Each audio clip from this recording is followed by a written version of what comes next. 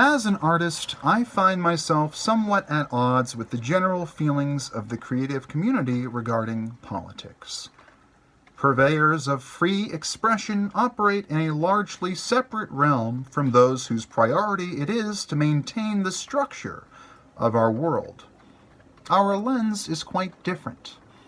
So I do consider myself an artist. That's the archetype that allows me the greatest flexibility creatively, and it's a nice way to self-identify.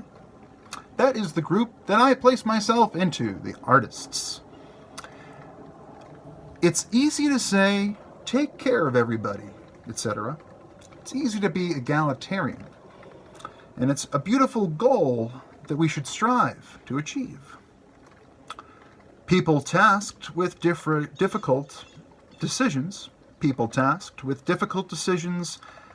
like making the best of complex lose-lose scenarios, life and death situations, etc., they aren't afforded that kind of one-dimensional reasoning. For example, the sentiment of end all wars now.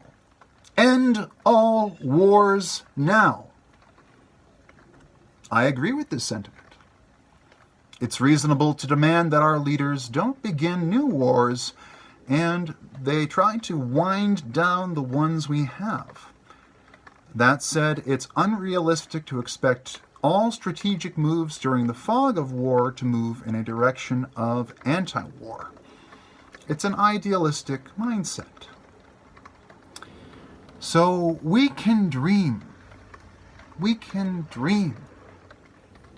We can be the change that we want to see. But unrealistic or impossible demands make us look silly. And I think that's part of the disconnect I'm seeing between the artist community and politics. The bohemian ideals needed for otherworldly expression versus hard reality. They're both vital, but they are at odds. People that look at the world and conflate things and find connections between things that may have no, really easily observable connection in the real world, well, I love that process because I am an artist. But actually, Scott Adams, at Scott Adams Says on Twitter, he's the creator of Dilbert and has written a number of books, including Win Bigly, which I do recommend. He's talked about how largely all people fall into, and this is just one concept that he's working on that might be in his new book, Loserthink. I'm not really sure, but check out his YouTube channel, Real Coffee with Scott Adams, because his perspective on things, sometimes he doesn't really offer much of a solid opinion, but he at least, as Stephen Hawking once did, really gets the conversation started and changes framing to be more productive, to finding a solution to a given problem, regardless of where each person's opinion may lie. But he's talked about archetypes, and he breaks it down very simply to artist, engineer, and advocate. An artist is somebody that conflates things and combines things to create something new and has their own perspective. And then an engineer is somebody that is scientific in their methodology. Here's somebody that can isolate things, an isolator. And of course, an advocate is somebody that advocates and they're the lawyers, they're those that have really good persuasion and can really, even if they're not an expert on a topic, they can advocate for the views of an engineer, an artist, or anybody. And that's the third archetype, where they do a lot of the talking and they're able to persuade people towards whichever side they're on very well. So that when you have a lawyer, for example, they go ahead and they try to persuade the jury to, look at the case and say, well, if they're arguing for a client, they'll say, they're innocent, and they'll try to present as an advocate all this information. So they're more of your sophists, I guess, as well. They're your public intellectuals. Okay, they're not really the engineers that build things, that build the structure of reality, and they're not the artists that interpret reality and present new and novel ways to look at things and get to the bottom of it. Writers would also fall under the artist archetype. People that observe reality and try to make sense of it for themselves and others would fall under artists. So I talk here about being an artist and finding myself at odds with the general feelings. Because when you deal with creative people, as I have, they tend to always fall on this sort of, I almost want to say impressionistic, or it's not exactly a hard reality. It deals more in narratives, in stories, and in fiction. This sort of framing of reality versus the nuts and bolts. It helps that, so in the case of anti-war, for instance, like, we all oppose war, like, naturally, unless we're psychopathic warmongers or neocons, either way. We tend to, of course, you say, end all wars now. End all wars now. And I support that notion. I would love for it to happen. But it can't happen overnight, unfortunately. And in fact, with the United States, we are a warlike lot. And I think we're trying to improve as a country with our foreign policy. But it's a slow process, and the grand chessboard of the world, the geopolitics, trying to get from point A to point B isn't as easy as a straight line. Sometimes when you're playing chess, you have to lose a pawn here. You have to sacrifice a bishop over here. And then you can win in the long run. But it takes time. And those that are idealists are just saying, end war now. And I understand, because when you're trying to persuade, it helps to break it down to one dimension. Either you're with us or against us. There's only the two choices. That helps. You don't want to add nuance that might undermine your message. I understand that part. But purveyors of free expression operate in a largely separate realm from those whose priority it is to maintain the structure of our world. So those that are writing about reality, those that are drawing pictures and interpreting reality, they're not operating on the battlefield. They're not actually putting their lives at risk. They're doing it from their own bubble. And I understand that. I sit here at the house. I don't do investigative journalism, and I am not on the front lines of the battlefield in war, for instance. I don't put myself in danger. I don't put myself in the danger of being locked up like Julian Assange as a journalist. I just speak this way. And likewise, there is a separation of the artist from the hard reality. Because really, it's their job to present a fictitious or a impression of what's actually happening. And there might be a lot of truth in there. In fact, it may be even more true than what you're seeing from those that purport to be nonfiction or fact-based. There might be even more prescience, and there might be a perspective that you're missing when you're looking at the nuts and bolts. So it's very, very important. They're very vital. And I like to think that I'm very vital to the dialogue by taking an artistic approach. So, likewise, taking care of everybody. We want to take care of everybody. But there are logistics to doing that. There are things that have to be put in a row and set up. Pins that need to be set up before they're knocked down. And largely, we're trying to work as a society towards that. But we're not quite there. There are limitations, and we're trying our best, I believe, to reach that point where we can save the world.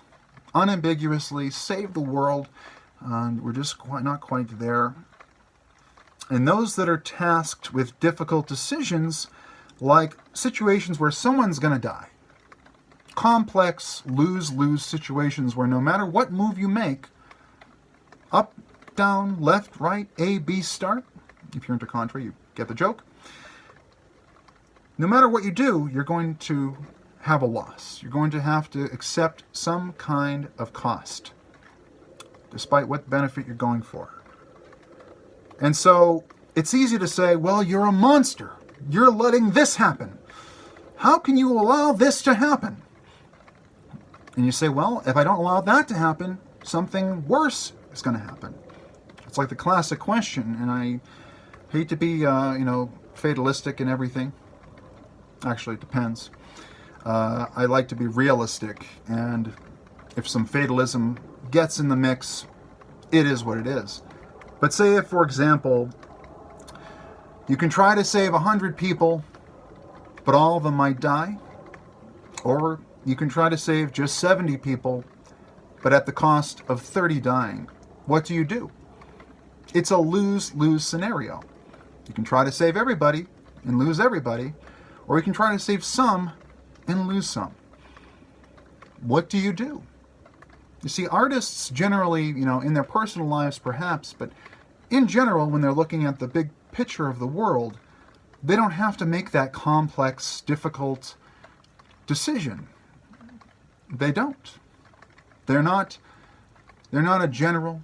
They're not on the battlefield. They don't have to make such a critical decision. They can just look at it and critique it from afar and draw pictures of how the person that had to make that decision and had to lose people in order to get to the end, in order to save the rest. That person might be a bad person, and maybe they are. Maybe the whole thing could have been avoided in the first place. And of course, if you listen to the artist and the writers and the intellectuals, in the creative community, you might have known that already. But yeah, it's hard. You can't think in one dimension. It's not just good versus evil. Sometimes there are necessary evils required to reach a greater good. And of course, when you're dealing with the fog of war, you might have a situation where, you have to sacrifice a pawn. Now, I hate to use a game frame, but we did start this video talking about gaming terms, so might as well use game theory and so forth in our diagnosis. But during the fog of war, you might see things happen that seem counterintuitive or just against the goal of the entire operation. But when you're in that fog, sometimes you really do need to break a couple of eggs to make an omelet. And I don't mean to be insensitive about it, but it's the hard reality that life is unfair. Life is largely, for many, very unfair. And I think on the whole, it can be said to be unfair as well. It's idealistic to think you can go from point A to point B without having to jump over any hurdles. And I think that artists that are disconnected from the process of decision making and having to make those hard choices don't have the most accurate lens in those cases. But they are dreamers. We can dream. We can be the change that we want to see. I really do believe that. But unrealistic and impossible demands make us look silly. We're already talking to people that have to make unbelievable decisions that nobody should ever have to make. And we're critiquing them every step of the way. You're doing it wrong. Why didn't you save those people? Why didn't you do this? Why didn't you do that? But we don't have to make those decisions. We don't have to be faced with those crises. We look at it from afar. And we make these judgment calls. And it does kind of make us look a little silly. Notably, when you have the egalitarians of the social justice modern religion, and they say, well, children in cages. Children in cages. Okay? And then when the president says, well, why don't we bring those illegal immigrants and aliens all to the sanctuary cities and the sanctuary states, the same people largely say, NIMBY. NIMBY. And nothing really gets done. It was easy when they didn't have to deal with the consequences of their words. They didn't have to deal with the consequences of the actions that they were critiquing. But now that they do have to deal with those consequences, well, they realize how it is a difficult situation. More difficult than a simple one-dimensional, yes, help everybody. Okay, because when you're trying to run a country and have a sovereign country needs borders and it needs laws. And illegal aliens have, regardless of how disenfranchised or unfortunate it is, their situation, how little resources they have, and how we should have a compassionate heart, we are not the world's charity for every economic migrant. And that's a very hard decision that we had to make. And especially, like I said, in politics, there are some decisions that have to be made that look on paper to be authoritarian and tyrannical, but in reality, there is this difference between negative authority and positive authority. Positive authority being your law and order, things that bring structure to our society. Okay. Now, if they become too structured, if they try to,